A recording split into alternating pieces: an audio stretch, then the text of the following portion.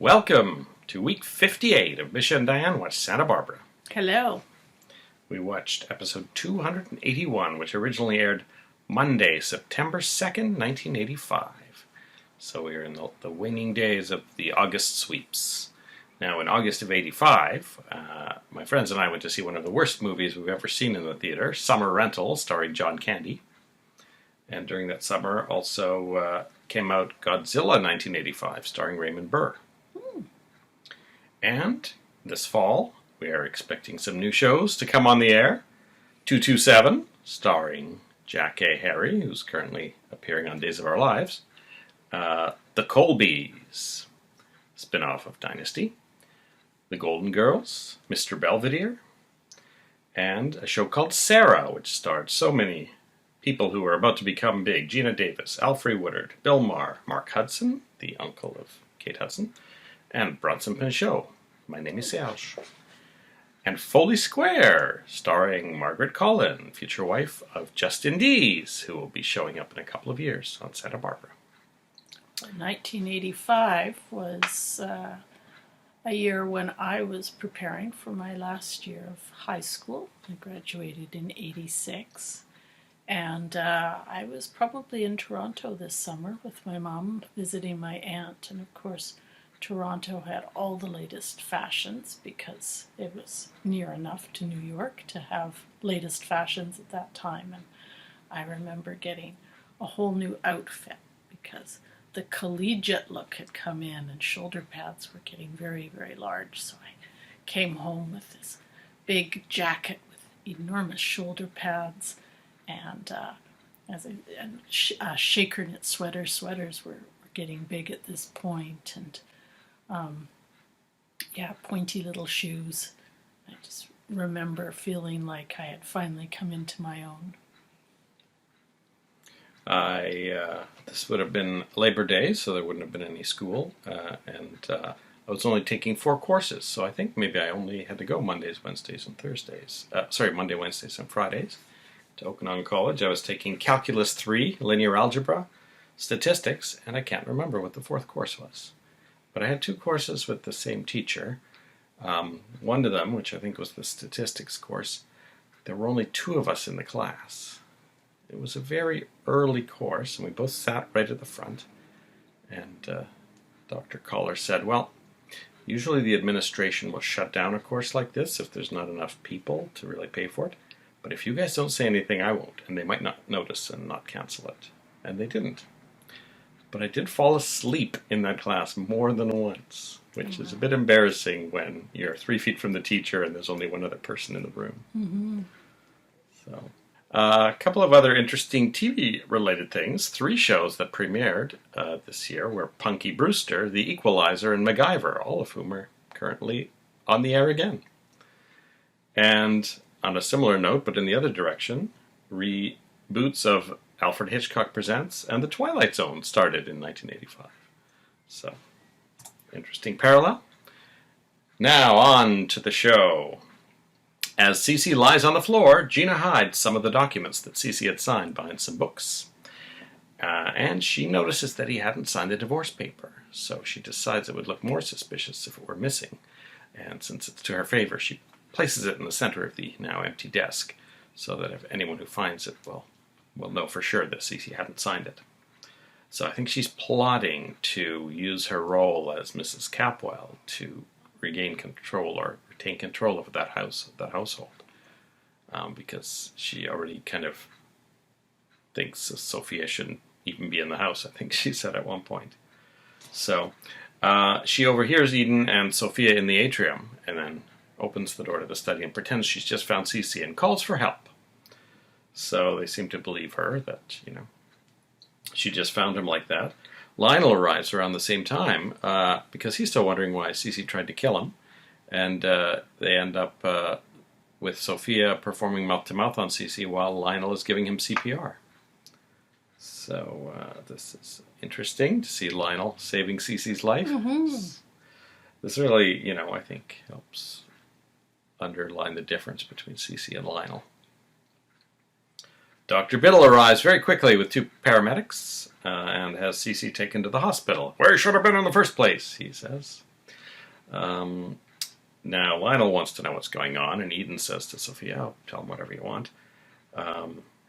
And Sophia refuses to tell Lionel, and then Gina almost does, but says, "Oh, well, you're going to figure it out, find out it soon anyway." I guess she doesn't want to be the one who spreads the information. Eden also takes the opportunity to tell Sophia, now that she knows everything, that it would have been better if she just stayed away instead of coming back to life. So at the hospital, Mason arrives and realizes quite quickly that no one has told Lionel what happened. And so Mason starts a very long, ornate story to tell Lionel that he has had a secret son. But then it's Mason's turn to go into CCC, and so he never completes the story. So the episode ends with Lionel still none the wiser. And of course, the entire time, Sophia is trying desperately to make sure that no one tells Lionel. Mm-hmm. And in some ways, this seemed a bit, I don't know. I mean, it seems like the cat's really already out of the bag at this point. But it did occur to me that right now, Gina and Mason are very anxious to tell Lionel. It may be that they're a little less anxious to tell him when they realize that Brandon has not been disinherited. Oh, yes. I guess if Gina tells Mason that she hid all those documents, that maybe they can figure out a way to get some of Cece's money before he comes out of it. Yeah. The other thing I thought might play a role, I don't know, but remember in, I think it was the last episode, or maybe it was the one before, I can't remember, but remember when Cece went over to Lionel's house with a gun and was threatening to kill him, and then he collapsed. And Eden, of course, told the doctor very, very clearly that she took responsibility for him not going to hospital. And I sort of wondered, since it kind of came up a couple times in this episode, if that might be something that Gina would use against her if it came into some sort of a battle between the two of them, that she would maybe use that to undermine Eden and try to show that Eden did not have Cece's best interests at heart. Yeah, that sounds reasonable. And if she gets Mason on her side with that, then Eden and Mason will have a bit of a wedge between them too. And that Eden only has the verbal agreement from Cece that she should take over his medical care if something happens.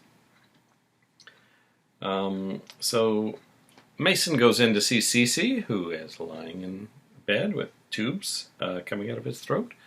And Mason has quite a long speech in which he reiterates all the nasty things that Cece did to his family and that led him to this terrible state. And then it ends on a twist when suddenly Mason says, "Don't leave me like this, don't die, don't go, not yet." Because he really has not squared things with his father, and I guess that is really Mason's end game, would be to make up with his father. Yeah, I think that Lane Davies must have been really enjoying a lot of the writing that Mason's character gets on this show, because a lot of it is very sort of poetic and almost Shakespearean. They give him these long monologues, but then they also give him these very complicated, textured kinds of performances he can do as well, where I mean, you can imagine just that little bit of dialogue. There's so many ways an actor could play with that. I mean, when I'm writing my notes, I sometimes put little quotes in here and there that are interesting, but every once in a while there'll be a Mason speech that just goes on, and I just stop typing and put, great dialogue by Mason in my notes, because there's just so much of it. And I put little clips into these episodes, but this would be like a 3-minute thing in several instances in this episode that would be worth quoting. So it's one of the most memorable things about Santa Barbara. I think the great dialogue Mason had, and Gus and Lionel have some great stuff from time to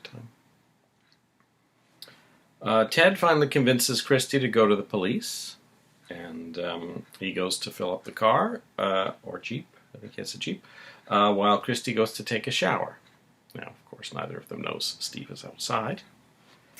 Cruz shows up at Steve's place, and Mary makes enough noise to trigger him into picking the lock on the door, and he finds her, and she tells him everything. So Cruz uses his radio in his car to call the Ventura police while they're driving up to Ventura. Mary is driving Cruz's car, which is kind of fun, and he's like, oh, you're going a bit too fast. So the Ventura police then have now been called to the Bassett house, which is at 680 North Chestnut in Ventura. So I wonder if that's a real address, similar to the Park Avenue or Park Lane address that we were given for the Lockridges a while back. That's just a few hundred numbers off the real range.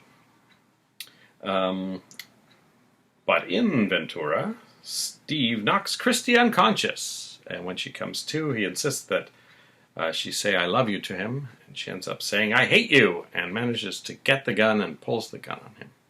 Now Ted arrives around this time and sees through the window that Christy has a gun on Stephen. Is actually quite confused by this, as you would imagine, and Steve taunts Christy to kill him, and in fact cocks the gun for her, which I guess is not, in a firing state at first, and hands it back to her. And then as Ted comes through the door, Christy pulls the trigger, and Steve collapses. There was a lot of quick cuts there at the end with Ted coming in, and Christy, and the gun, and Steve. So, thoughts? Did you expect that to happen? Well, one other kind of interesting thing before Steve comes in is before Ted leaves, I can't remember what it is. He takes a scarf or something and he puts it down. Oh, he took the gun from Christy at one point. And now Christy had it in that sort of rag. And then Ted took it from her and put it down. So. And they showed that very deliberately. Now, maybe that was just so we could kind of get a sense of the placement of it for the later action. Or maybe that will have some sort of significance going forward. It's sort of hard to say. But. I mean, the first thing I thought of was, don't get your fingerprints on that gun, Ted. Yeah. And now that there's been a shooting, we suddenly have a gun with Ted and Christy's fingerprints on it, I guess. So who knows? I must have seen this episode originally, and I'm pretty sure I saw the next episode, because I remember just little flashes of it. Which makes sense. If I didn't have any classes on Tuesday, I would have stayed home. So, we'll see exactly how badly Steve is injured, and if Cruz and Mary arrive before the Ventura police somehow. Yeah, I'm expecting a lot of different people to converge on the house and see this scene, and it wasn't really entirely clear whether Ted had overheard much of the conversation between Christy and Steve and actually took in that Steve was someone she was afraid of. I'm sure he wouldn't be connecting the dots that he was the rapist, but I don't know how much Ted took in of that scene. He just kind of looked in and had a look of shock on his face and started to come in, so it's hard to say. I mean, Christy might drop the gun, run out the back door while the Ventura police run in the front, and suddenly Ted's there with a dead body and a gun with his fingerprints, Yeah. So, so Christy could end up, going missing for a few episodes while Ted tries to extricate himself from what happens. Yeah, and be trying to do it without necessarily actually knowing the full picture either. And plus, we don't know what kind of shape Steve is in. I wouldn't pass it. It would pass it for him to name Ted as the shooter, if he's lying there injured, and, everyone's going to believe him, so. Especially if Christy does run off. Even if Christy's there, I don't know. I think Christy probably wouldn't let Ted go down for it. No, and I mean, but I guess just the optics of it, even if Mary and Cruz come right away, and they know all about Steve's history now, but they still wouldn't be sure whether or not Ted actually shot him in those circumstances. That's true. That's true. Well, that is it for this episode. We had a Charles Bateman sighting. That's true. Yesterday, another Barnaby Jones, and he was wearing a groovy blue sweater with a medallion. He was running some sort of hotel for swingers or something. Yeah. Very different than CC. And I think who was in that? Christine Belford was in that. Mm-hmm. No. Who was it?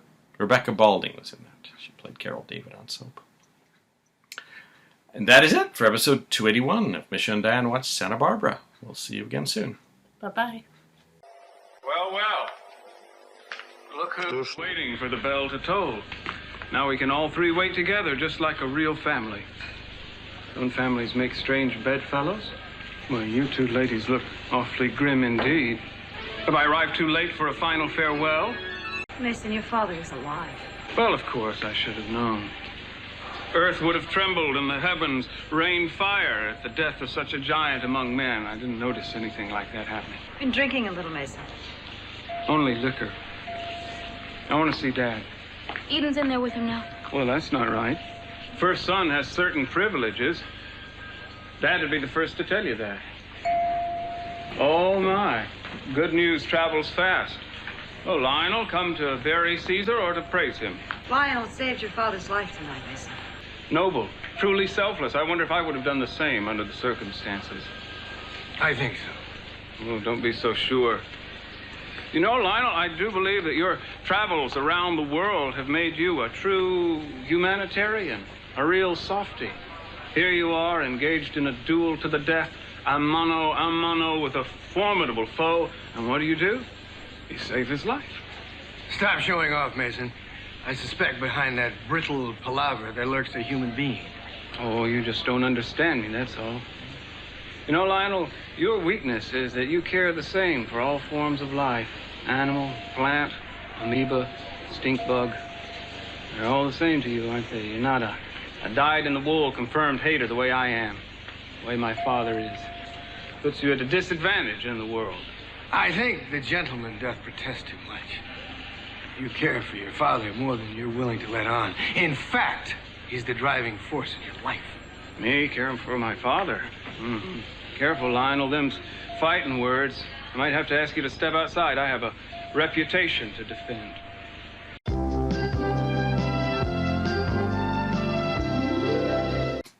Welcome back. Hello. We finished episode 282 of Santa Barbara, which originally aired Tuesday, September 3rd, 1985. And as I said before, I think I didn't have school on Tuesdays, so I feel like I may have seen this episode. We forgot to mention that the last episode had several scenes in Russian. Mm-hmm. So looking around at the different versions I have that I found on the internet, the one that says English is only 30-something minutes, and when I checked it, it had actually just cut out all of the Russian scenes, so there isn't a complete one currently available, but the difference with the French or the German subtitles, what do you call it? Dubbing? Dubbing, is that in the Russian one they don't apparently have a separate effects or music track, so they just overlay the Russian dialogue over top of the whole soundtrack. And so if you crank the volume up really loud at 11 p.m. at night, the Russians are shouting, but you can hear the English dialogue underneath, which is why we didn't have too much trouble figuring out what happened last time, although the opening scene with Stephen Christie actually had some surprising dialogue that I hadn't quite cottoned on to. But we'll get to that in a second. First, we'll start with Nick and Kelly, who are having dinner. And then Kelly shows him some of the pages of the art book that she's now editing. So I guess Jack Stanfield Lee got her that job, and she's editing The Many Faces of Love. And Nick is staring at her lovingly, while Kelly says, oh, you can just tell by the look on these people's faces that they're in love. So she completely misses Nick being obviously smitten with her, though I think she knows. Yeah, I felt like that was sort of willful blindness in a way, because he's already told her and she's already kept him firmly in the friend zone, so she probably doesn't really want to see that in his eyes at this point. But she is having dinner with him, so we will see how Nick and Kelly progresses. In Ventura, we see a close-up of the gun firing, and Steve falls. Now, this is interesting, because yesterday we saw Christy and the gun in shot, and this time we see just a close-up of the gun, and whenever I see that in a soap, I think, is that a different gun? Is that a different person shooting? I also thought the gun shot scene looked a bit like the same one when Channing got shot. So maybe they just inserted that because they had a nice close-up of a gun being fired in there. Because they kind of restaged those final seconds a little bit, I think. Yeah, Steve turns around when Ted comes in. The back of his leg hits the coffee table. The coffee table hits Christy in the shin. She, I guess, pulls the trigger reflexively. And Steve is dead. As well, it's one of the two guesses, I guess, that he would either die or die naming Ted as a shooter, but he died while they were there. So they had some time to discuss what the heck are we going to do, because they realize, well, he's been shot in the back. And, first thing Ted realizes is that Steve was the rapist.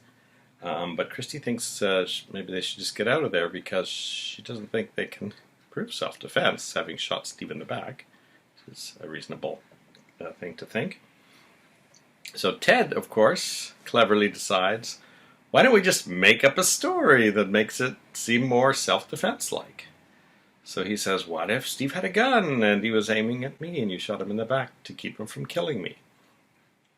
So Christy had mentioned that Steve has a gun that he carries around a lot, and they saw it in his pocket and carefully removed it with a pencil so they wouldn't get fingerprints on it and put it down on the ground near his head.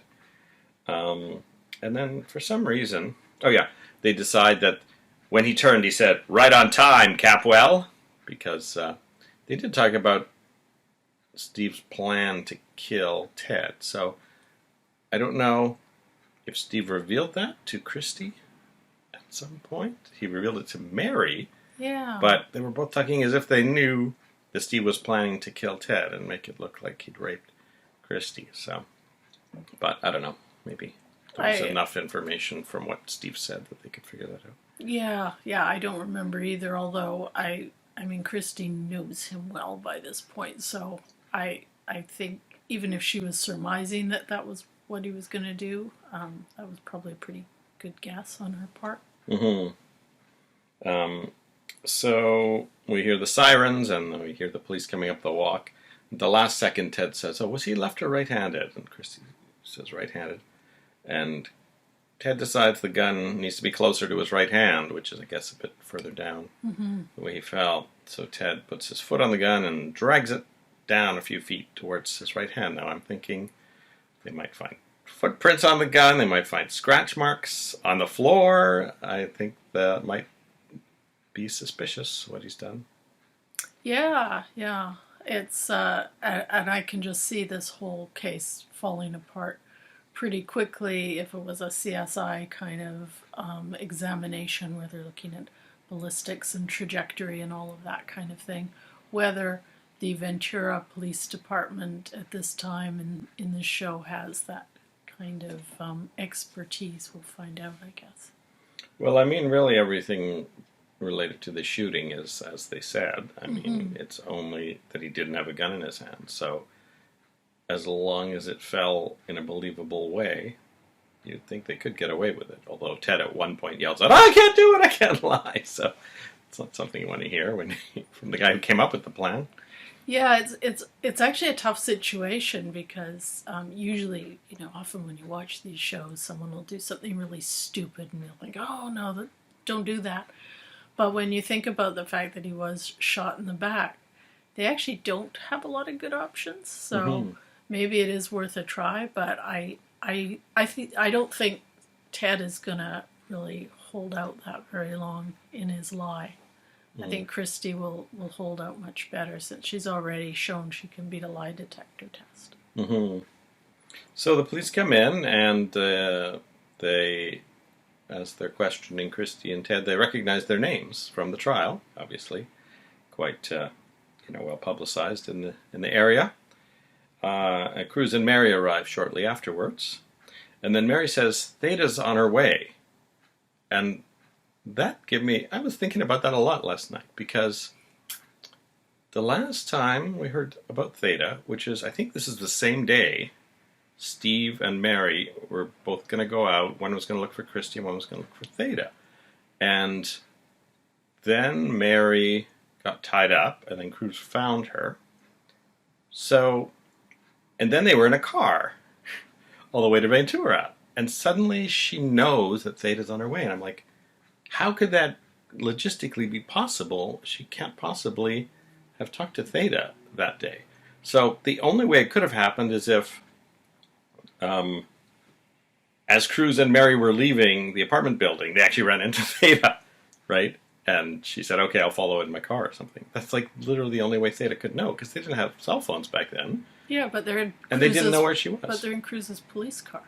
So he's got a phone. Well, I guess he could. They could have constantly tried phoning Theta once they were on their way, and she actually answered and then said she's on her way. Yeah, so either they phoned her from the car and told her to come, or they ran into her in the thing, and she decided to take it to a separate car. But I just assumed that, what we didn't see sort of off camera was at some point Cruz phoned, whatever in the police department and put out kind of an APB for her to get in touch with the department and meet them in Ventura. That's what I assumed.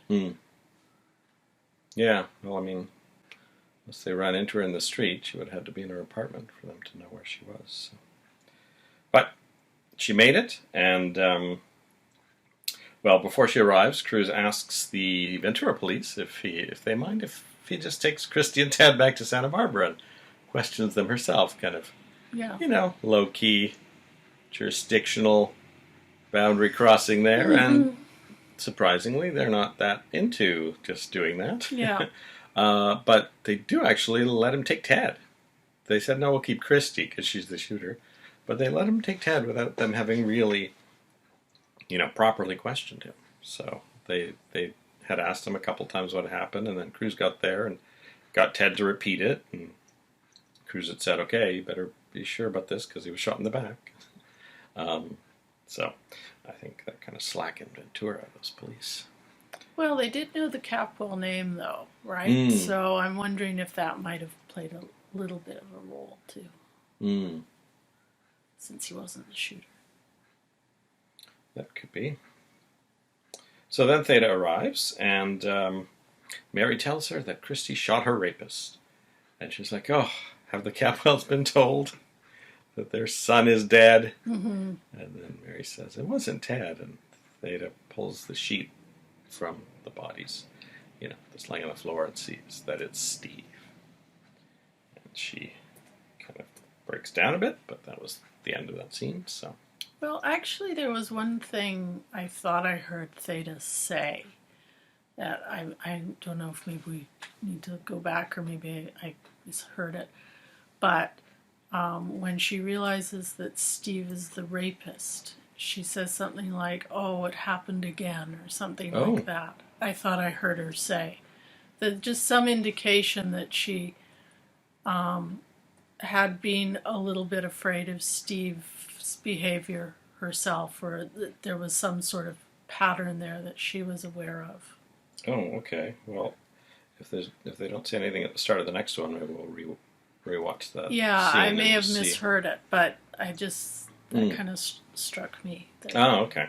So maybe there was something she might have known about, like Mary. Mary knew that Steve was a bad apple, but she'd kind of pushed that out of her mind, and maybe Theta knew a bit more about him as well.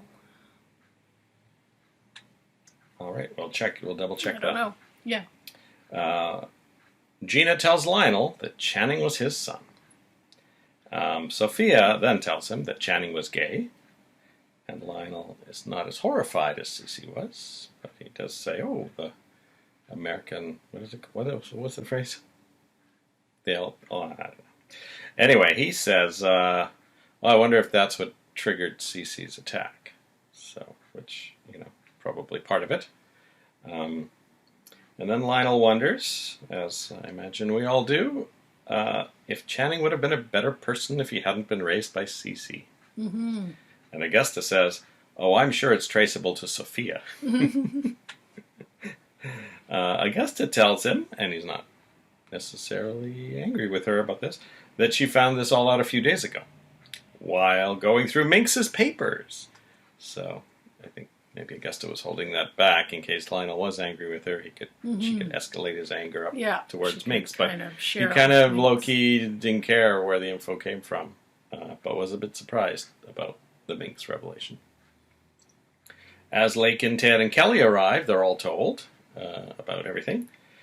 Eden tells Cruz she plans to go to work through the night to have the lawyers complete the transition of power to her running Capwell. So Cruz kind of wants her to come home and just, sleep on it first, but nope, she's adamant about it. Of course, she's going to look for those papers and will not be able to find them. Mm-hmm.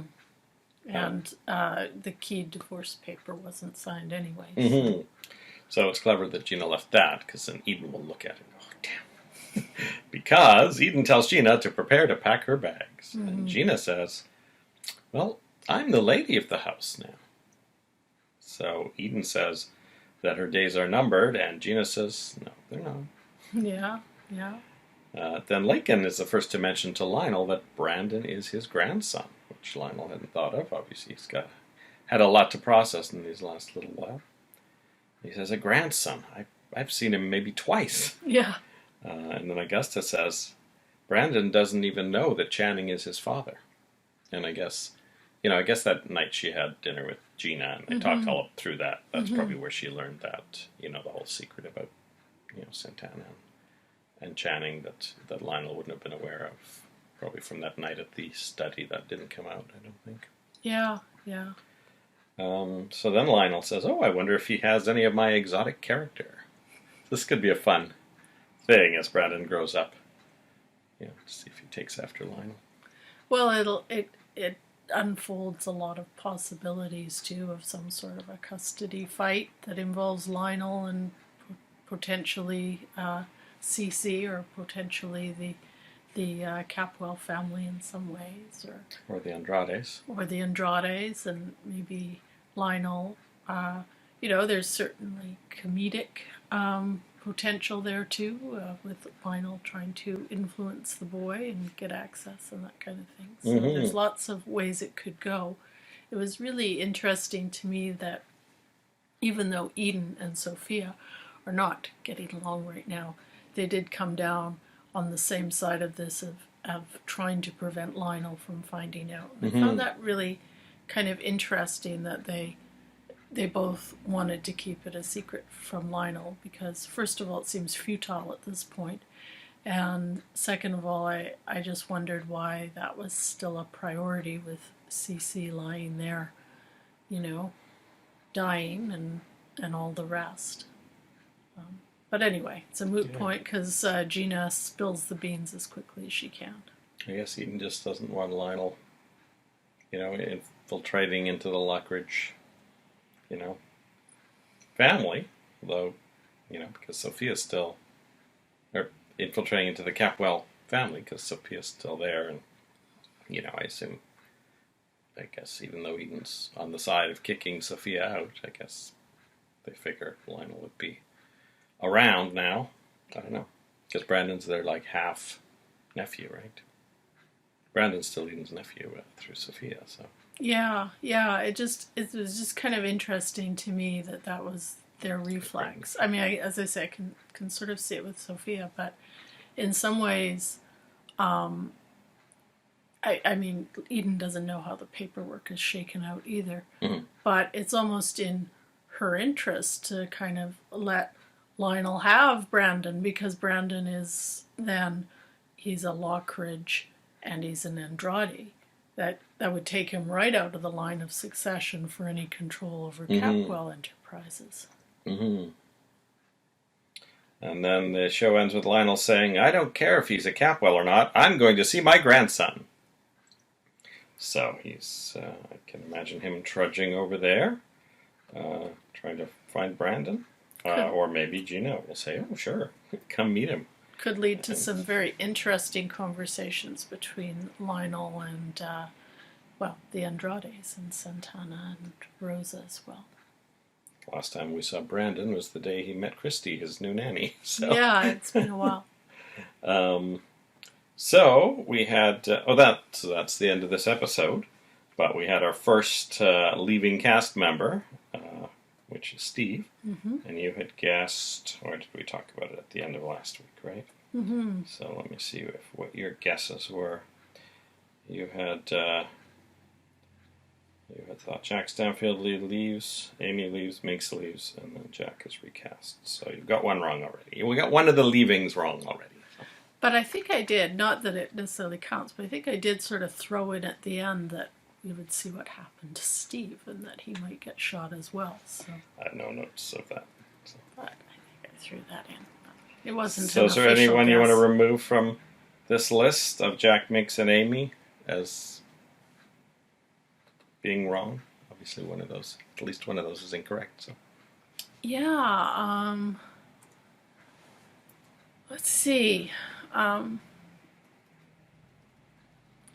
gonna guess Amy, just because I don't necessarily see Brick having as much of a storyline over the next week. Do you think Amy's leaving or not leaving? Well, I still don't really think she's coming back, but I don't think it's going to be official next week, because I think next week they're going to be caught up with CC's issues and the whole aftermath of Steve getting shot. So I don't necessarily see Brick making an appearance in Amy. Okay. I just don't see that conversation necessarily coming up. So we got Jack and Minx then. Yeah. With subsequent Jack recast. All right. We will see if any of those things happen. Well, I would imagine if it was Minx, it would be a Minx recast, right? I mean, Minx is still going to be a character. I just don't know how long Dame Judith Anderson will be playing her. Mm-hmm. But the recast could happen not this week, right? I mean, there's one recast happening this week. A new actress coming on this week for one role. But Minx could leave, but not get recast for a month, right? Well, so that's true. That would be different. That would be a different combination. So we're talking, sorry, what so are three our actors terms? are leaving. Okay. One actor is joining as a recast. Okay. So Steve is one of the three leaving. Okay. Well, I think Jack Stanfield I think they're leaving. Okay. And Minx is the recast? If she makes an appearance. I don't think they're going to I don't understand the question, really. Two actors are leaving. One actor is joining as an existing character, not a new character. So. Yeah, well then I think that there'll be a Minx replacement this week. All right, Jack Lee leaves. Because I think Lionel might want to have that conversation with his mother about why. Mm-hmm. Yeah. It would be bizarre if Minx were suddenly off the canvas for the that's what I'm thinking. And since it's just we haven't seen Dame Judith Anderson for a while, so that's why I'm thinking she might be the one recast. My other choice, of course, would be Santana, and that's just based on a comment made on the cruise about the massive number of Santanas that passed through over the first few years. All right. Well, Santana is on deck for next week when someone else leaves. All right. That is it for episode 282. We'll be back after we watched episode 283 of Santa Barbara. See you then. Bye-bye. Channing really was a bad seed, wasn't he? Arrogant, selfish, a blackmailer.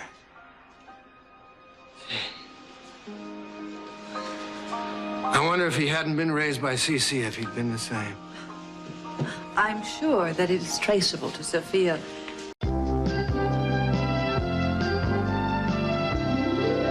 Welcome back. Hello. We have finished episode 283 of Santa Barbara, which originally aired Wednesday, September 4th, 1985. So this would have been my first day of school. I don't know if I was still carpooling.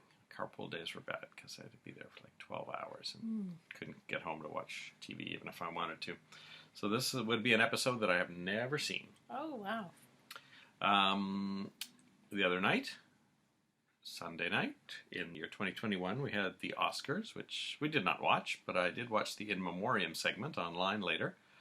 And Paula Kelly was in it, who, had previously played Ginger Jones on Santa Barbara. So that was, I think, our one Santa Barbara link to the Oscars this year.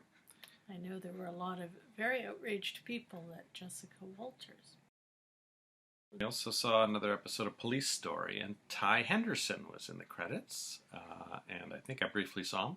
He will be playing Sam Williams in the very near future. I think in the early 300s episode numbers he will be showing up, so we'll be seeing him soon. And we watched The Last Picture Show, and I think you said that Kirk Cranston's brother was in that. So, and I think that's also the brother that was in Land of the Lost.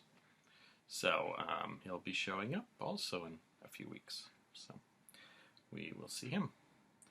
Let's see what he has in store for the people of Santa Barbara. And I found it ironic that the one in The Last Picture Show briefly wore an eye patch. This episode, like the last one, had a lot of scenes in Russian, unfortunately. So hopefully that won't keep up too much, because we don't understand Russian. Although we surprisingly didn't understand French either, much to the horror of all of our high school teachers, I think.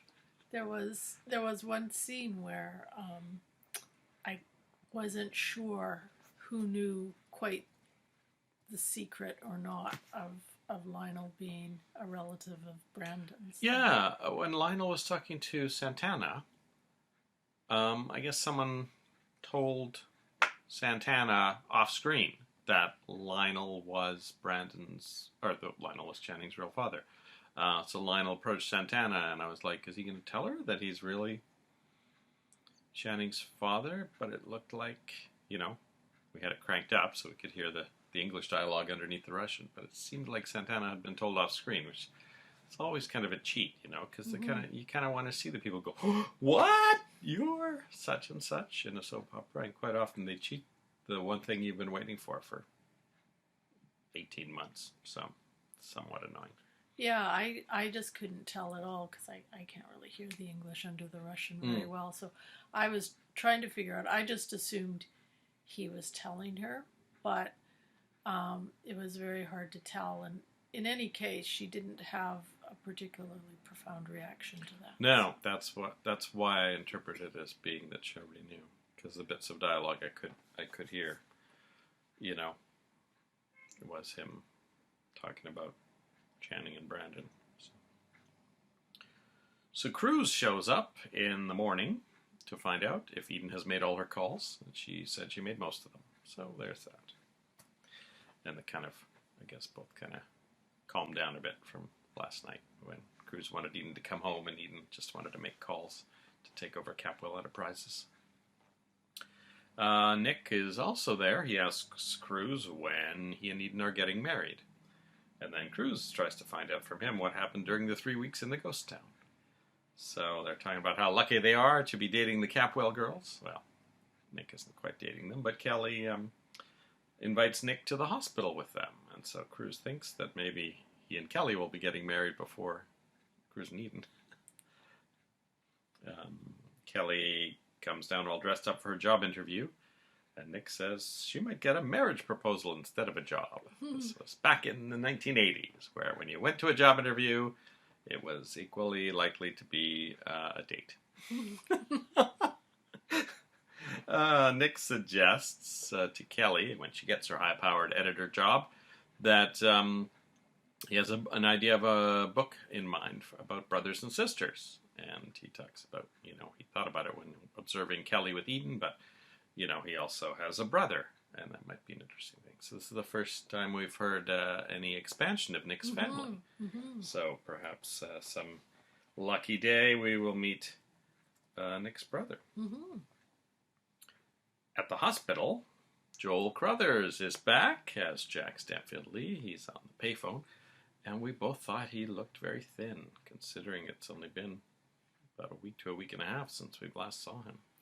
Yeah, he does not look well. He looks like he's lost about half of his body weight somehow in the last 2 weeks. So you can tell he's maybe not at his peak right now. Cruz seems to me, anyway, a bit jealous because already Jack is trying to monopolize Eden's time. He wants Eden to go off alone with him so they can talk about the complicated Walton Hotel merger. Cruz probably half-jokingly says, "Oh, I can just sit in on that," but Jack shuts him down. So it's kind of the same kind of jealousy, I think, that Nick had when Jack was trying to do all this stuff for Kelly the other day. And then later, Jack goes into Cece's room, and he's kind of spying on Cruz and Eden through the window while he's talking to the comatose Cece, and he tells them that, he doesn't say this in so many words, but he plans to break up Cruz and Eden, basically. He clearly wants Eden for himself. So this kind of goes with what I had thought, that the first time the wedding got called off was because of something Cruz did, and this time it's going to get called off because of something Eden did. Mm-hmm. So, not that I necessarily think she will succumb to Jack's charms, but perhaps Jack will make it appear that something is going on that will cause Cruz to break up, or maybe it'll just be the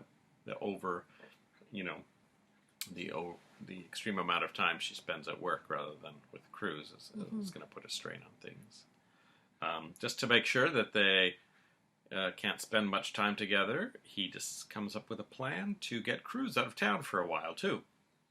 So he calls one of his higher-up buddies in Washington, I believe, and says, "Oh, we've got an extradition coming up, and I want to make sure Cruz Castillo is assigned to it."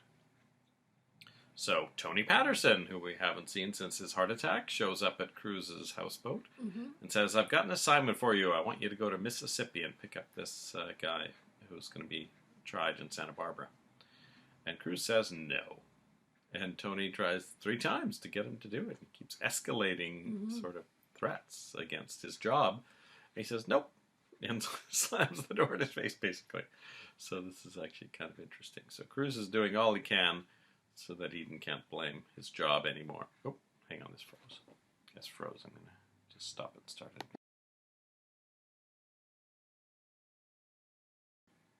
So I think Cruz is doing everything he can so that his job is not another excuse that Eden can use in the future against their being together.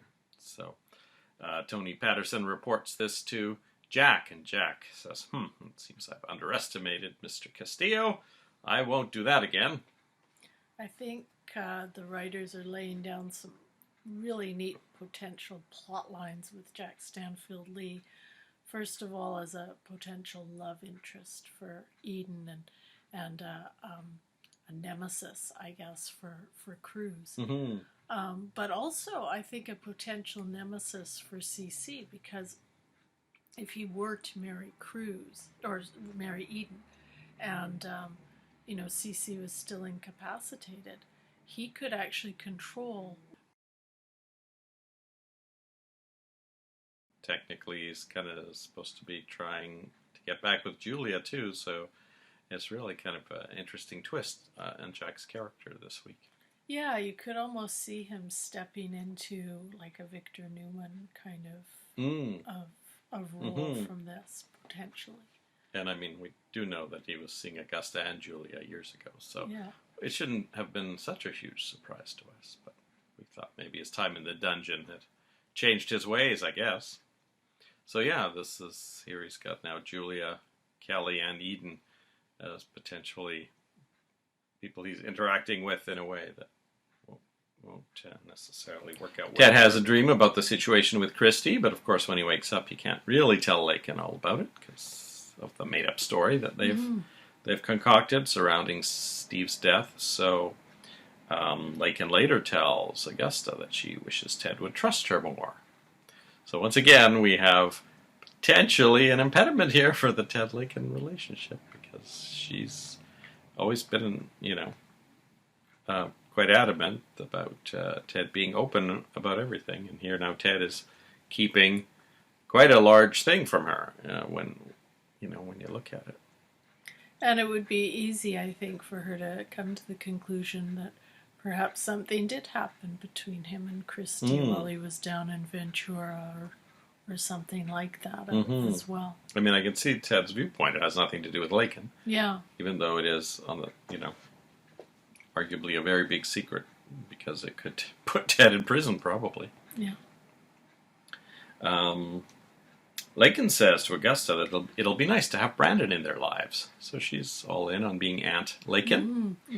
Augusta says she doesn't really remember what Brandon looks like, but she had the impression that he kind of looked like someone that a witch had turned into a toad. So Augusta's relationship with Brandon is obviously not going to be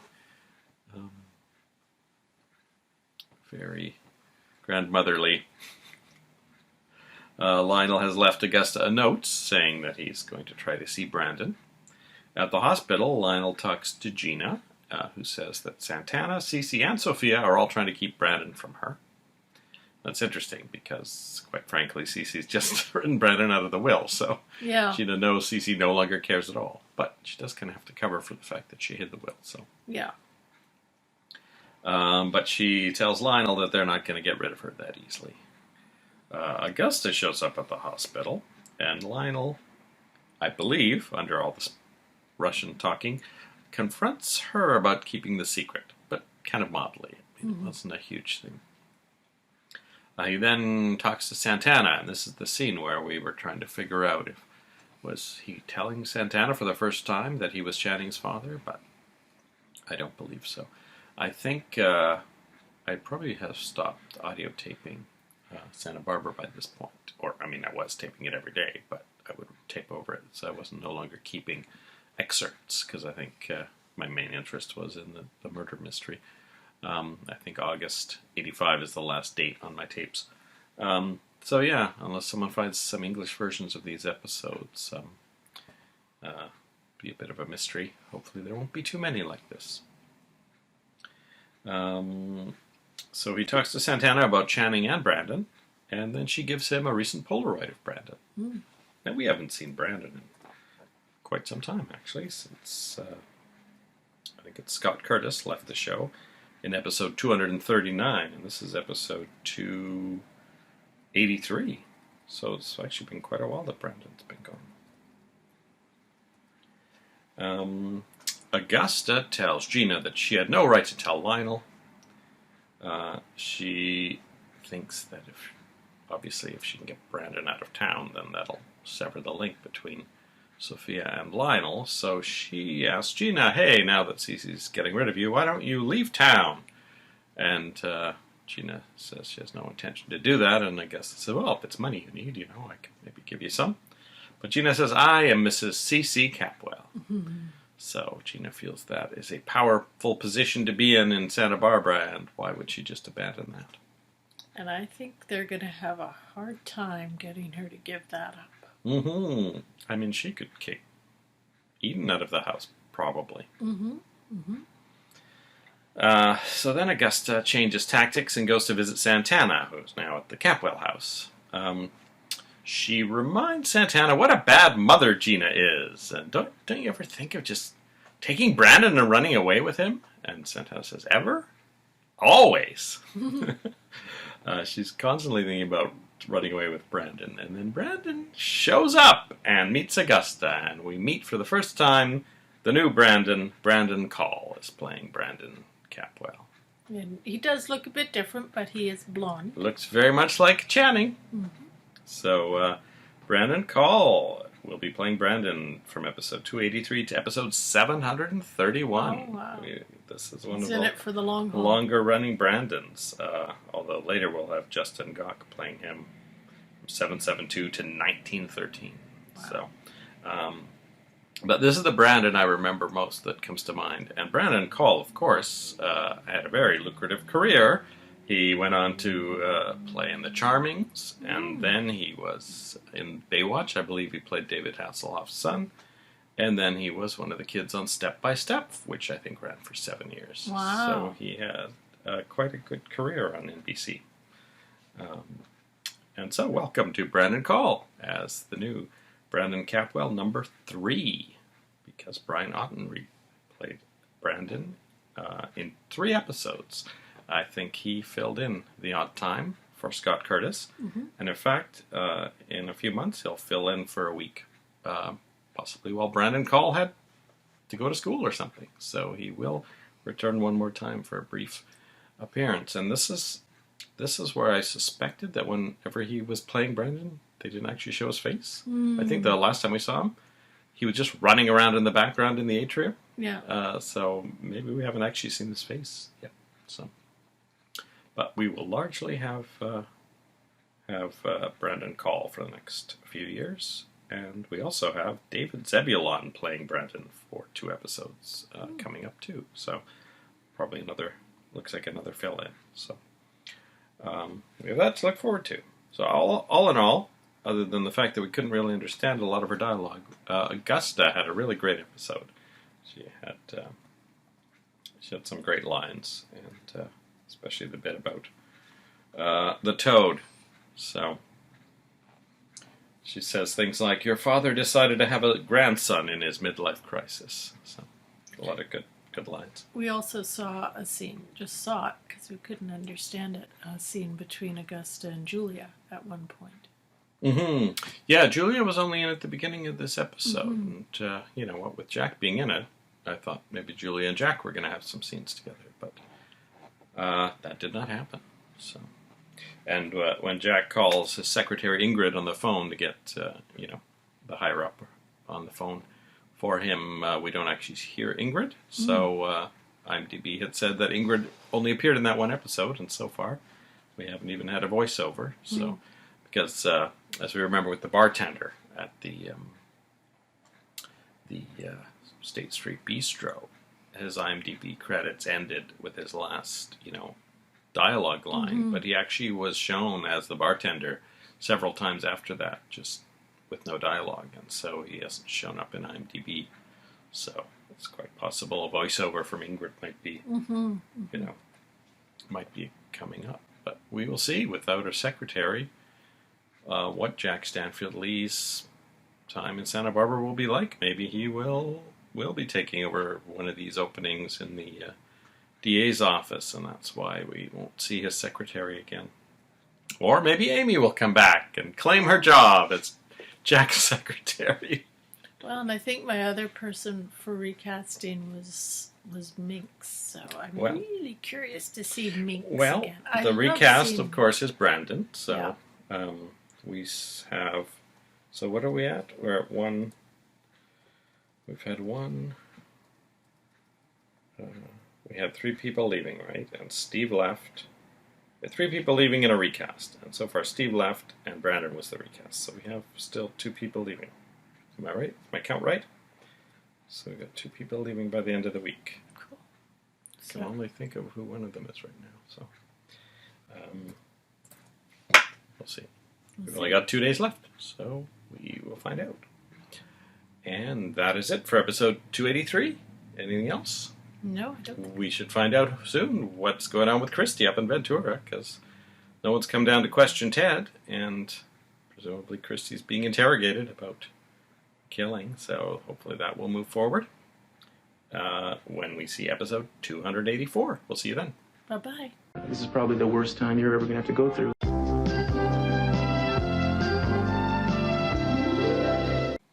Welcome back. Hello.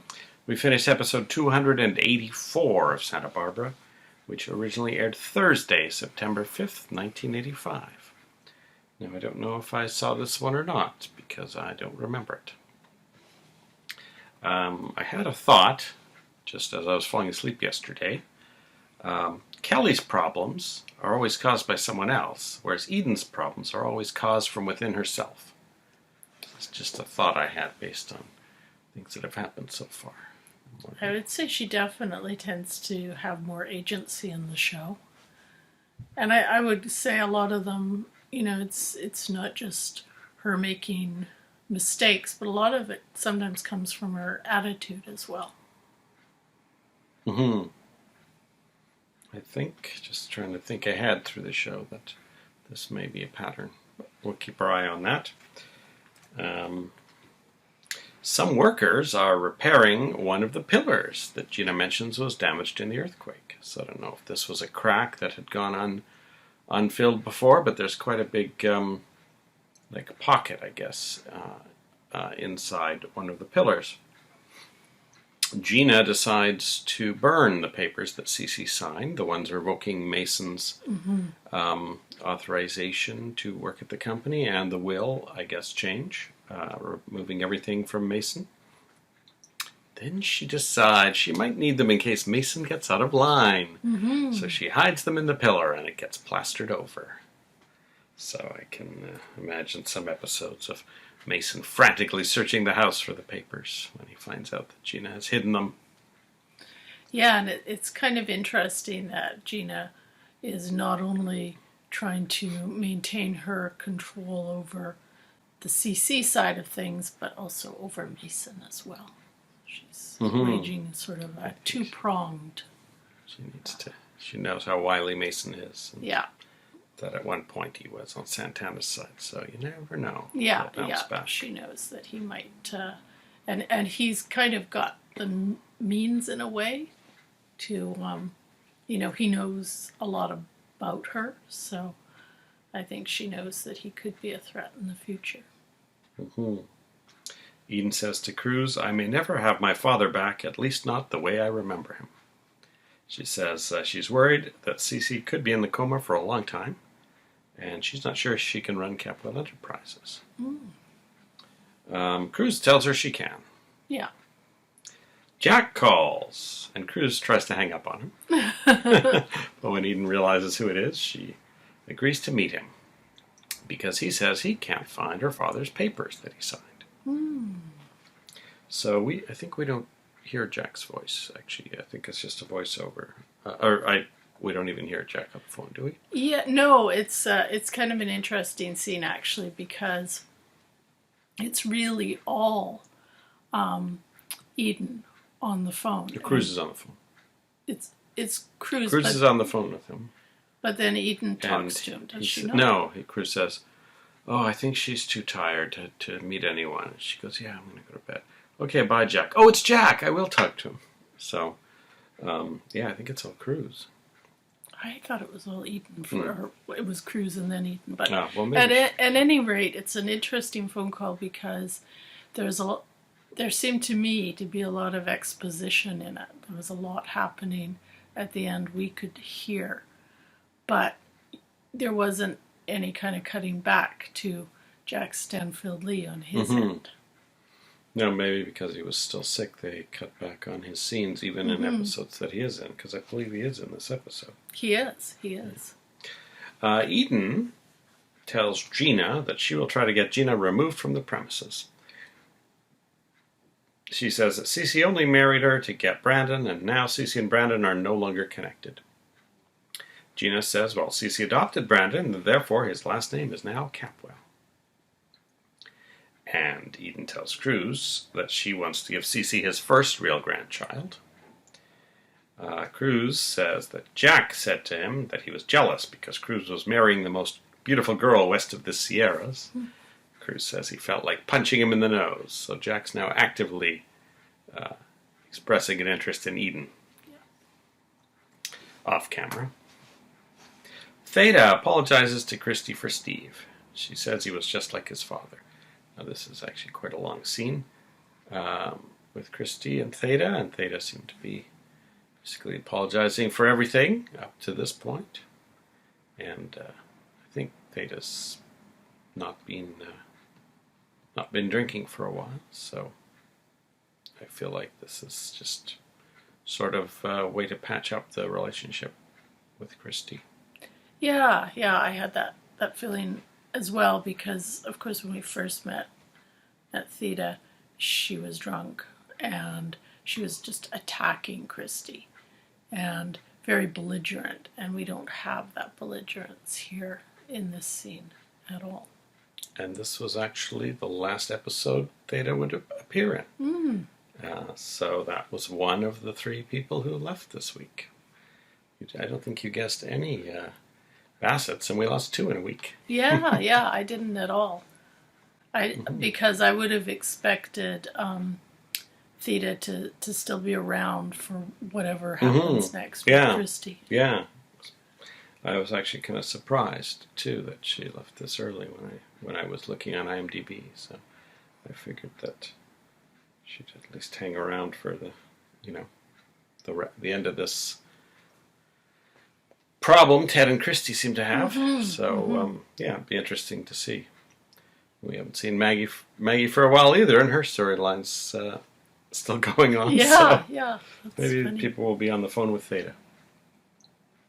Mary comes to the Campwell house looking for Mason, and Gina seems to be a little jealous when she finds out that Mary wants to have a drink with Mason. Yeah, I feel like we're seeing maybe the beginnings or the potential for a bit of a triangle with Gina, Mason, and Mary. I think so. But Gina says that if she sees him, to tell him that everything's changed. So later, when Mason calls Mary, he's drunk. We don't hear Mason. No, this was phone. another phone call Lane where Davies we don't hear the other must be person. out for a short time. But he's drunk, and Mary says, "Who's Pamela?" So I think Mason's out looking for Pamela. Anyway, Mary tells him what Gina said, that everything related to those documents that you thought was true is no longer the case. So she seems to have relayed that information very clearly. I think Mason will be showing up at the door, Gina's door, on Friday's episode to find out what she's talking about. And she will get to reveal that she has the papers, but also that she's not going to give them to him. Jack is Ted's lawyer. So we see Jack in the interrogation room, and Felicia Ayres-Allen is our next NBC guest star as Felicia Dalton, who works at the district attorney's office, and she's been specifically requested by Cruz so that a woman can interrogate Christy about this incident. But she's actually pretty tough on Ted, because she basically comes out and says that she feels like it's possible that Ted and Christy concocted this whole thing. Now, if I were Ted, I'd have said, well, wouldn't we have just shot him in the chest if we were planning it the whole time, and then we wouldn't have to explain this shot in the back? That seems to be a logical defense, but that didn't come up. So Ted ends up thinking he did all right in the questioning, but does ask Lakin to get Christy to meet him before their question. Now, Lakin is really upset. Yeah, she's not liking She's thinking, why are you trying to get your story straight? And I think she is a little bit suspicious about how close Ted and Christy are, maybe. So she ends up agreeing to do it, and actually hides Christy in the tunnels, which we don't see. We just see Christy pop out from behind the bookcase when Lakin opens it. And then they kick out Lakin so they can have a private meeting in the study. Once again, annoying Lakin. Ted says that the questioning went pretty much as they expected, but there was only one surprise question that Felicia Dalton asked him. She asked, how long was Steve alive after you shot him? And Ted says, well, I said it was 1 to 2 minutes. And I say, he didn't say anything. He just moaned. So this may be, a potential point, because Felicia said to Cruz after Ted left, all I need to find is one inconsistency in their story. So maybe this is a red herring about how long Steve was alive, because we all know that there's this other bit about exactly what Steve said when he turned around that could be slightly different too. Yeah, and that was one thing we saw them rehearse a lot in the moments before the police came, was what dialogue they were sort of workshopping, different little bits of dialogue. So I don't think that was a bit of dialogue they rehearsed. Yeah, I think the thing that actually Ted stumbled on was he said, when I came in, he didn't have the gun in his hand and he pulled the gun. Yeah. This I don't remember them rehearsing, right? So Christy had, as in real life, had her gun trained on an unarmed man, and they never discussed at what point Steve pulled the gun. So Ted had said, oh, when I looked through the window, I didn't think anything was wrong because I didn't know he was the rapist. When I came in, I still didn't know anything was wrong until he turned and pulled the gun. So I have a feeling that might be actually the bit where Christie's story doesn't match up. So we'll see. I thought it was actually interesting that they had Jack Stanfield Lee as Ted's lawyer in this one, and it also made me wonder if perhaps that might have been an avenue where they could have a little bit of conflict between Mason, of course, who had represented Ted in his rape trial, and with Jack now representing him in this situation, and if that might have been something they were setting up for a bit of conflict in the future between those two characters. Oh, and that's it for a summary. So that's pretty much all that happened. Any thoughts for the Friday episode? Will we have some kind of a cliffhanger? Well, I would think so. It's a Friday episode, so I'm assuming there'll be some sort of a cliffhanger. Maybe it will be, Christy Duvall, you're under arrest for murder, and Ted. Yeah. I mean, it's sort of hard to know what else they could do. It could be, I guess, perhaps something involving Gina, or maybe it'll be something like with CC suddenly going into cardiac arrest or something like that. He hasn't actually been conscious since he, collapsed, but I think, we may have a potential where he wakes up, but then Gina says something to taunt him that pushes him back into unconsciousness or something like that. Yeah. She could very easily get him very angry again. So yeah, let's just see how long CC is unconscious for. Let's see if they can drag it out to Christmas. Since it's September 1st, September 5th today. So. All right, tomorrow, Friday, I would have been in school, so I would have missed Santa Barbara. So I'll be excited to see, rather than just hear for the first time, episode 285 of Santa Barbara. We'll see you then. Bye-bye. I may never have my father back. At least not the way I remember him. Oh, baby.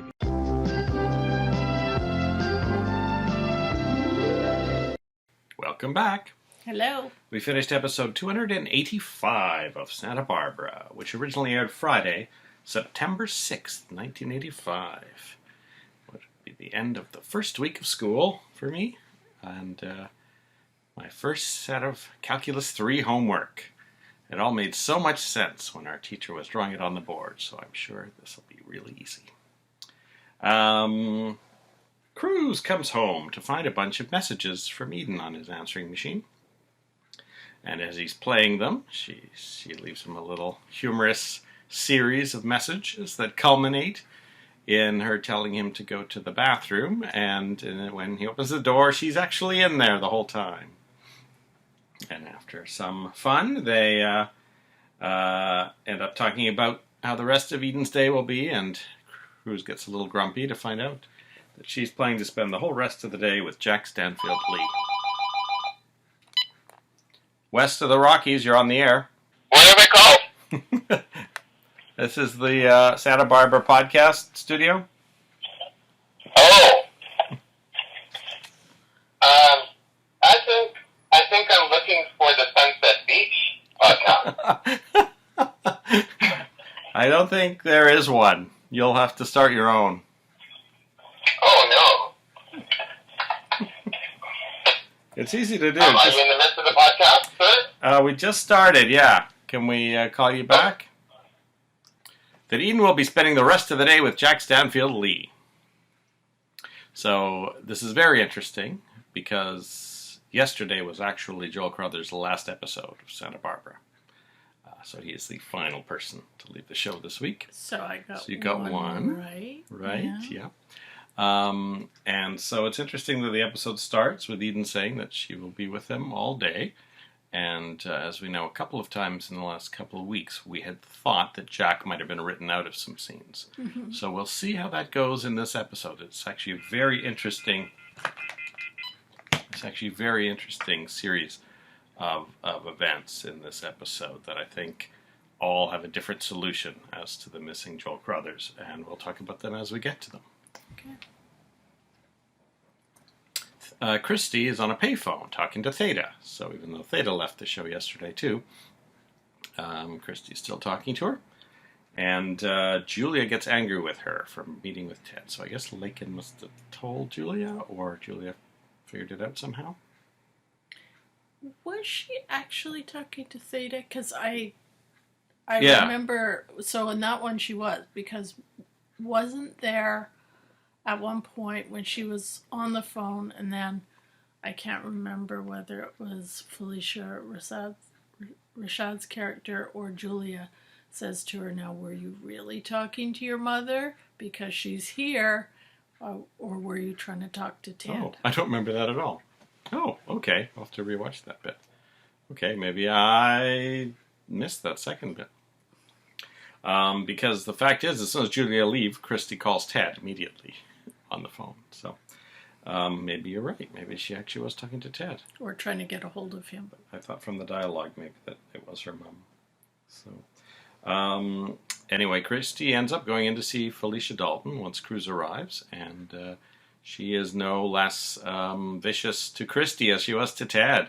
And Julia has to object several times because she basically says, we think you lured Steve to your house and killed him on purpose, and we're going to charge you with second-degree murder. So this is, of course, extremely traumatizing to Christy. And Julia is not entirely helpful, really. I mean, she makes some objections, but Christy's still pretty badgered in this episode. Yeah. Now, in fairness, I think Ted was pretty badgered in his encounter with, the same attorney. Mm-hmm. And that was with Jack Stanfield Lee standing right next to him. So I actually don't feel that Ted or Christy are being particularly well served by either of their lawyers at this point. Mm-hmm. I think Mason was far more protective than either of them. Yeah. I mean, Felicia Ayres Allen as Felicia Dalton is quite mean in this. The opposite of Claire Huxtable. Well, Claire Huxtable was pretty no-nonsense, too. No nonsense, that's true. She was a lawyer, too, right? Lakin is annoyed that Ted took that call from Christy and accuses him of lying to her. And, of course, Ted agrees that he is keeping a secret, but he said he made a promise to Christy not to say anything. And then Lakin asks, well, what's more important, the promise you made to Christy or the promise you made to me to stop keeping secrets from me? And she ends up running out of the study and slamming the door. So I think this is perhaps going to be another downswing in the relationship between Ted and Lakin. They had a couple of happy months together, even though Ted was in jail for some of it and on trial for rape for most of the rest of it. Yeah, and I think Ted should know Lakin well enough at this point to know that she really does not do well with the idea of someone keeping secrets from her. So. Mm-hmm. I mean, really, he should just say to Christy, hey, can't I just tell Lakin? Yeah, because in a way, bringing Lakin into his confidence, not that you probably want too many people to know this sort of thing, but she might actually have been able to give him some helpful perspective on that. So. Although with her thing about not lying, I mean, That's she might true. not be a good person to have that secret because she might want to tell the DA. Yeah, that's true. Well, we will see how things go with Ted and Lakin next week, and we will see if Ted and Christy end up in jail next week, too. Lionel goes to the Capwells to see Brandon, and Gina tells him he should just forget about Brandon. And he says, well, but I've just found out about a son I never knew and now a grandson. Gina says, there's always going to be a lot of things you'll never know. You'll survive. Minx asks Augusta why Lionel's at the Capwells. Minx is spying on the Capwells through her binoculars, so it was nice to see Minx again. How nice was that to see Minx? And it's still Dame Judith Anderson, which I was really happy about because I really like her as Minx. And she had a good day's worth of scenes, really, with Lionel and Augusta. So I was very happy to be wrong on this one, actually. I was glad to see her again. Yeah. Then Lionel returns and quickly sits Minx down and says, hey, guess what? Channing was my son. And then he's like, you don't seem surprised. Is that because Augusta found your secret document stashed in your room. So Lionel throws Augusta under the bus right away. And then he asks, why did you keep it a secret? And Mink says, oh, I knew it would be troubling to the Capwells. And Lionel doesn't buy that. And Mink says, you would have run back to that woman. That's why I didn't tell. And then Lionel says, you let him be raised by the Capwells. You who are such a fanatic about the Lockridge bloodlines. And Mink says, you stay away from that boy. They have nothing to do with us. So she, I think, is as worried as Augusta that Brandon would bring Sophia and Lionel together. Yeah, they really don't like Sophia or the idea of her being in any way in his life. Because, as she said before, Sophia's the woman she hates most in the world. So yeah. To be, separated from her own great-grandson, and it's not as concerning to her as the thought that her son might get back with Sophia. That's pretty shocking. Minx goes up to her room and checks out her little safe box. She pulls out some silky pink clothing that Augusta had found earlier, and she finds that the mask card is missing. Yeah.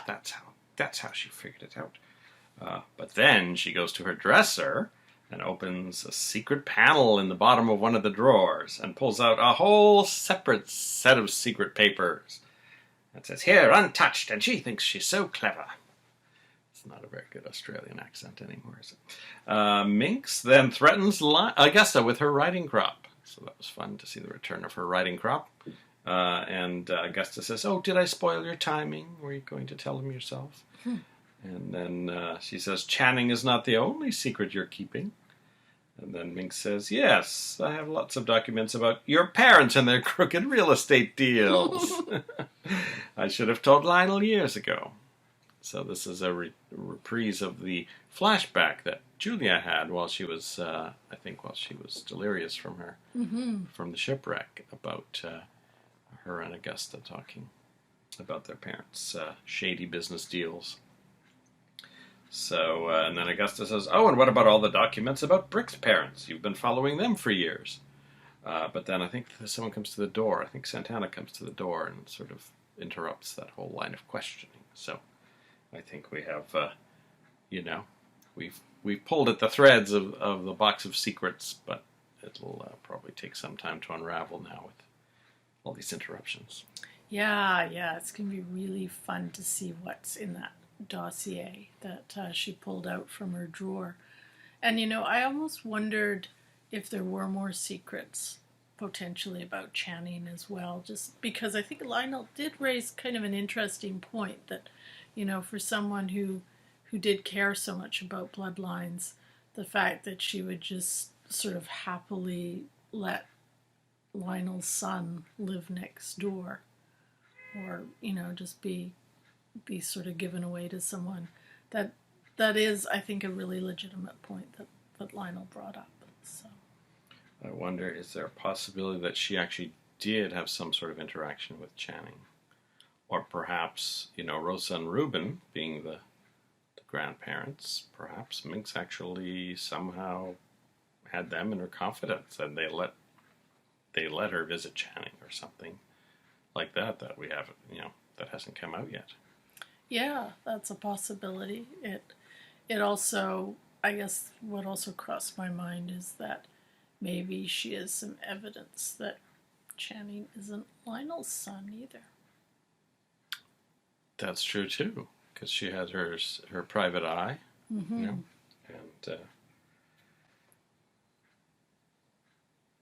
the dossier that she pulled out, I would say, is the best. Of all, because we've had some pretty lame dossiers on Santa Barbara. It's either an empty folder, or it looks empty, or it's got some magic marker with a guy's name on it. But this looked like an older manila folder. All of the papers in it were like of random age, because they some of them were bent, some of them were yellower. They weren't all from the same source because they were kind of stacked and they didn't line up. I think this was a really good dossier from the prop department. Yeah, and it looked like it had little scraps of this and that in it, which you would expect. Bits from various PIs, probably. So I don't know if that's just one. That dossier contained all of the secrets from the various people she's been following over the years, or we haven't met Augusta's parents. There may be some exciting storyline there in the future. And we have the whole story of Brick's past. Mm-hmm. So we've only met Brick's mother so far, but I do recall we see Brick's dad at some point. So I guess if Augusta does some more snooping, or maybe even Brick will do his own snooping as he gets tired of Mink's keeping from him. Oh, why why are you so interested in my family? So he may find some documents. He may find something out about his dad he didn't realize or something. So.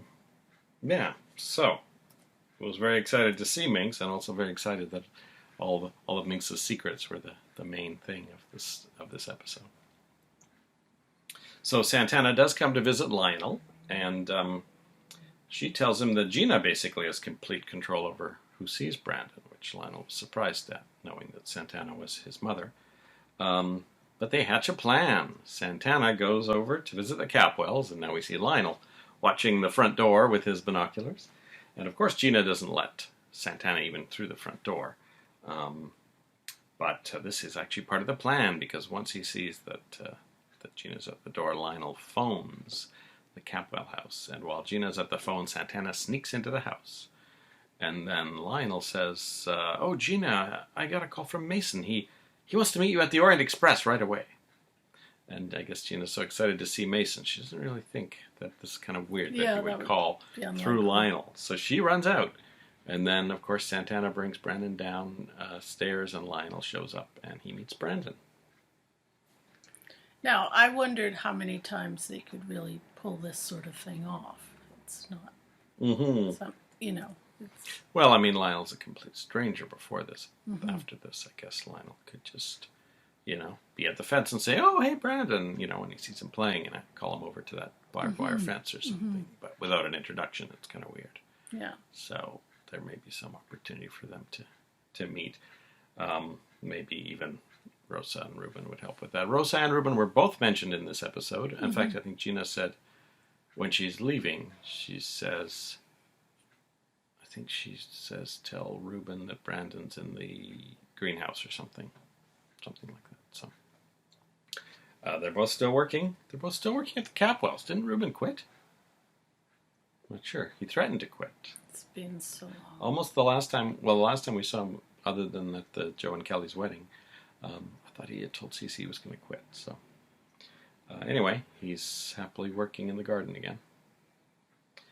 The plaster has painted over his repair work of the pillar where Gina has hidden the signed documents revoking all of the rights of Mason and Sophia and Brandon and Gina.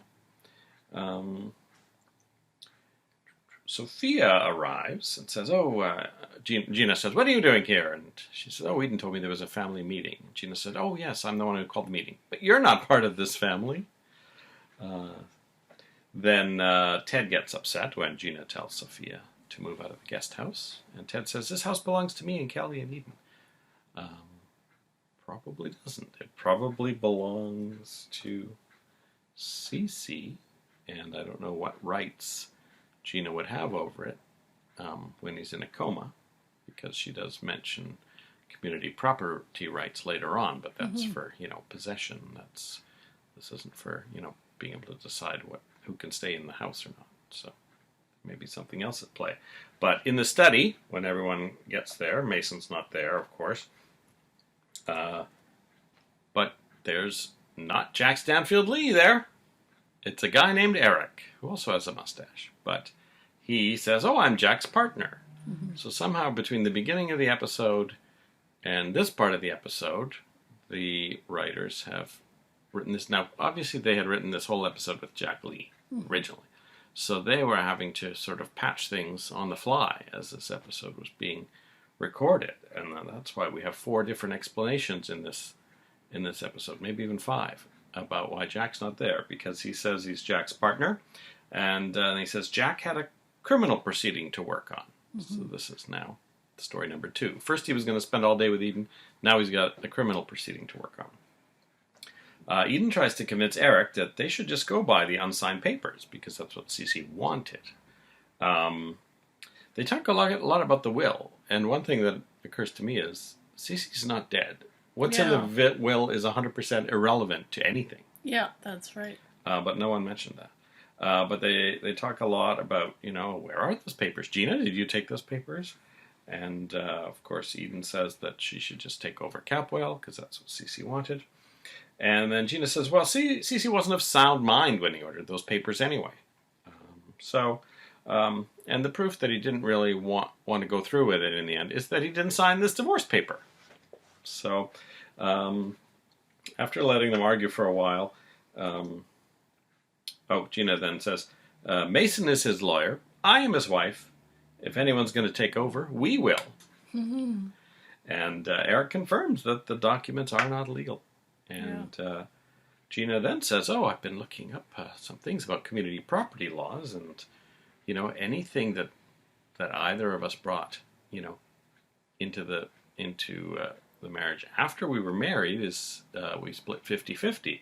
So that would include the large portion of our Monty Enterprises that Cece is currently the shareholder of, and the recently discovered Santa Maria oil rights, and the brand new, newly rebuilt Capwell Hotel, and the Orient Express, which Cece actually owns on paper.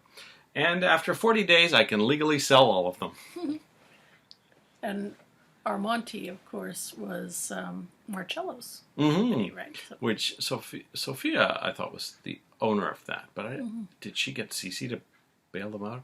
Oh, no, Marcello was trying to do that merger, right? Yeah. So that, I guess, went through, and somehow Cece has ended up with a lot of Armonti stock as a result. Yeah. So, I guess, in theory, that merger went better for Capwell than for Armonti. I don't know. But I think Sophia should be the president of Armonti Industries right now, with Marcello in jail. Well, I do think if this was Dynasty and Sophia was Alexis Carrington, she definitely would be, but... yeah, she does. She hasn't spent a lot of time worrying about Armonti Industries since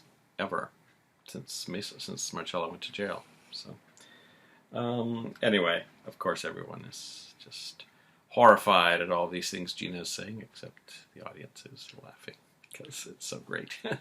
Well, and it actually isn't really out of character, because to me it was very similar to the way she was when she was first engaged to CC, and she was ordering around Rosen, lady of the house. So really, that's true. Yeah. It's just a continuation of that sort of behavior. It seems like Gina, whenever she gets a little whiff of power and a sense that she might be able to kind of wield that a little bit over Cece's family, she just goes right to town on it. Mm-hmm. I did skip over the fact that at some point Sophia accidentally blurts out that Gina had an affair with Mason, and Ted had not heard that before, but he was standing right nearby. Sophia apologized to Ted for just having blurted that out. Because Gina had said to Ted, I like you so much, and then Ted was kind of like, oh, well, this is not something I wanted to hear. And then Gina says to Eric that, you and Jack aren't really Cece's lawyers, so none of you have anything to say about anything. Meeting's over. Yeah. So really, everyone went in there smug, thinking Gina's about to be shown the door. Yeah. And Gina, even without Mason at her side or any legal counsel in the room, has turned the tables on the whole family and Jack Stanfield Lee Law Firm Incorporated. Yeah, I gotta say, have not been overwhelmingly impressed with the great Jack Stanfield Lee and his legal team at this point, just from what we've seen over the last week or so. Mm-hmm. And still ongoing, Maggie Gillis. I mean, that check bounced, and then Warren said he'd pay for the operation himself, but presumably the lawsuit wouldn't just be dropped, because now Warren's out a bunch of money that I don't know if the Lockridges really have. Maybe he sold that farm of his to pay for that. And, of course, we've got Sophia, who I assume will eventually go on trial for attempt for murder. For murder. Attempted murder for murder. So, yeah, we've got Jack I guess Jack, maybe we'll see Eric for a little while taking over these scenes that Jack should have been in. Mm-hmm. We see him leaning against the pillar that the hidden signed documents are in, and he tells Eden they could probably get a temporary injunction, but Mason would have it overturned pretty quickly.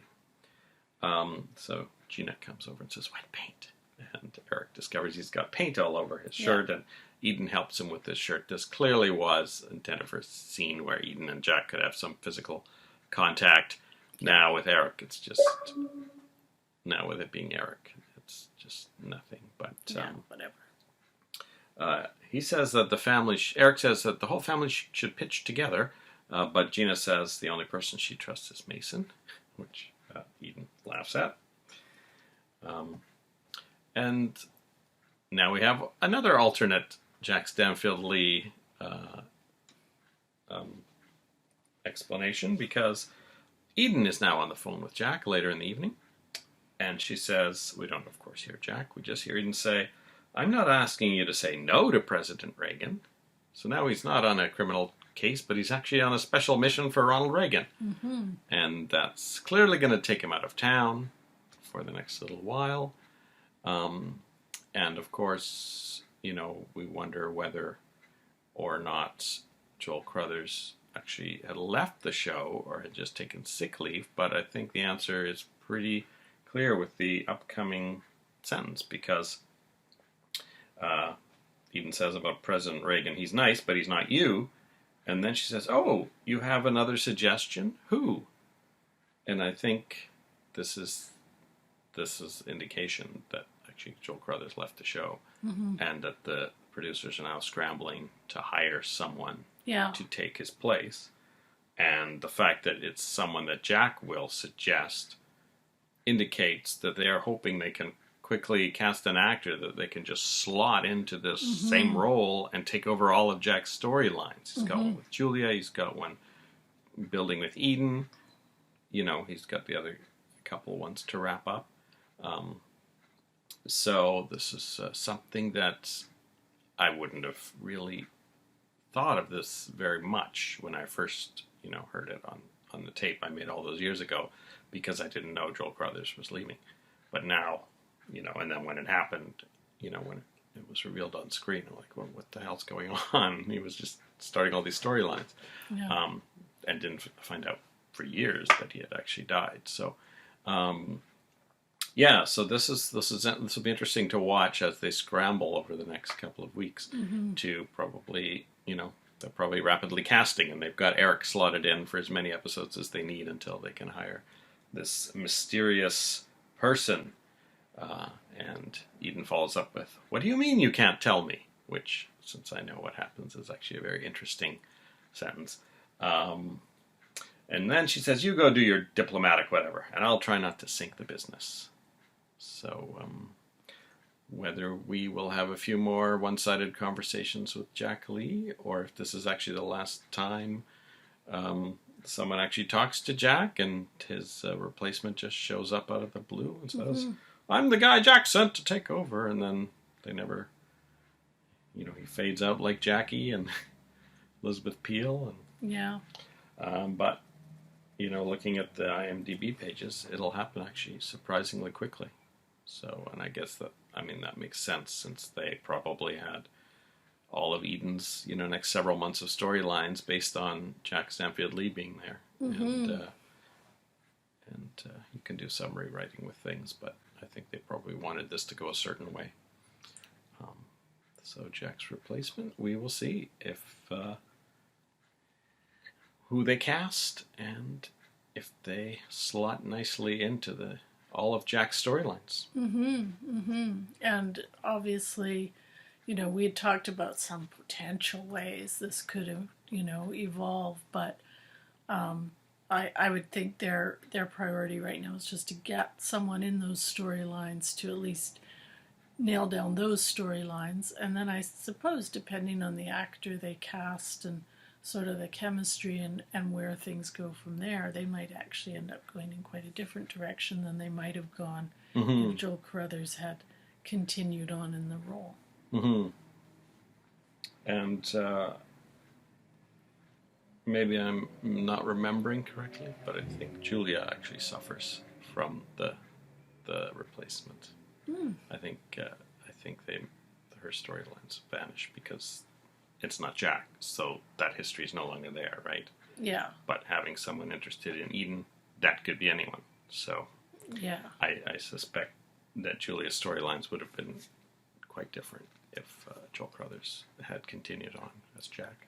Yeah, well, and it eliminates, we talked about when we were seeing this potential storyline emerge of a triangle between Cruz and Eden and Jack Stanfield Lee. But there could have been even an intersecting triangle with Julia Eden and Jack Stanfield Lee as well. So there could have been all of that, which you can't really have without Jack Stanfield Lee. So Augusta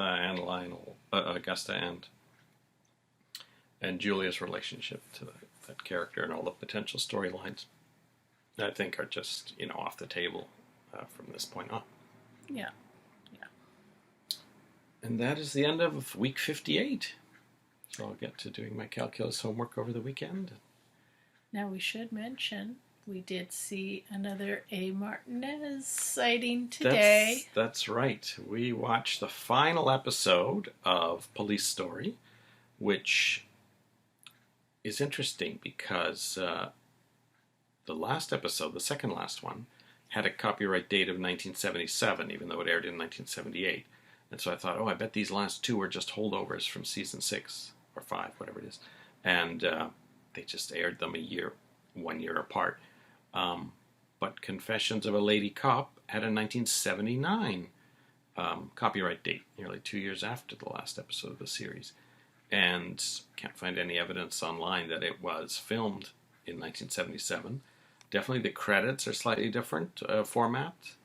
So maybe the previous episode had already been ready to air, and that's why it had the 1977 copyright date, but this one had an updated title sequence, but it had the same sort of 2-hour structure of, the series, the previous season, and so A. Martinez played kind of a bad guy in this one, and he had very, very wild hair in this one.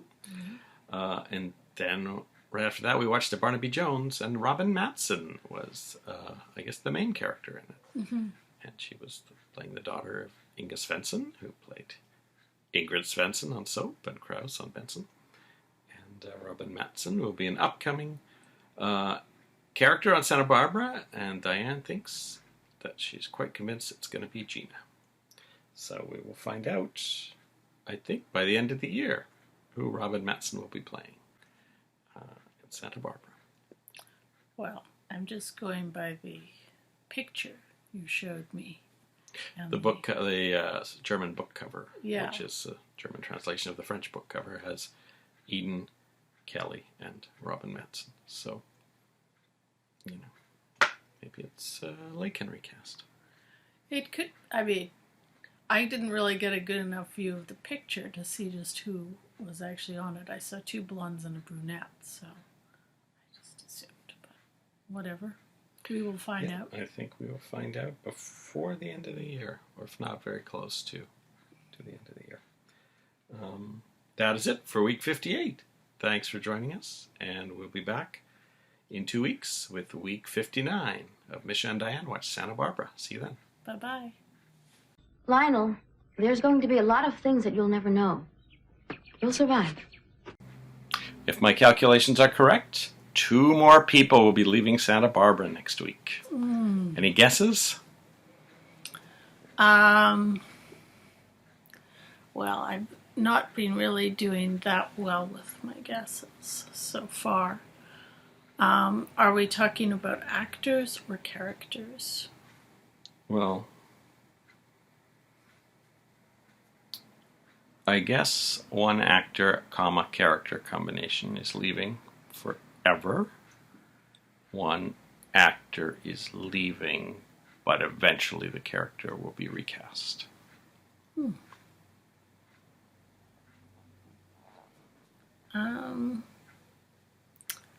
Well, it could be like a a minor character like someone like Eric, who we didn't expect to see this episode and may not really ever see again after next week. So that would be a guess. I'm still expecting Amy to not be listed in the credits at some point. Mm-hmm. So those would be two guesses. It wouldn't be a that I minor have. character. It would be, usually it would be a major character. I wouldn't count Eric, because like you wouldn't even know that he wasn't just there for a day. So. No, that's true. So yeah, I guess I'm still expecting to see the last of Amy, because that storyline really seems to have pretty much dried up. Yep. I too would like to see the last of Amy. Yeah, so that would be one guess. I'm just trying to think who else might not be there. So that would be my guess for a character and an actor. And I'm still gonna guess that Santana might be recast at some point. All right. I think those are good guesses. All right. We will see. Okay. Next Friday. Bye.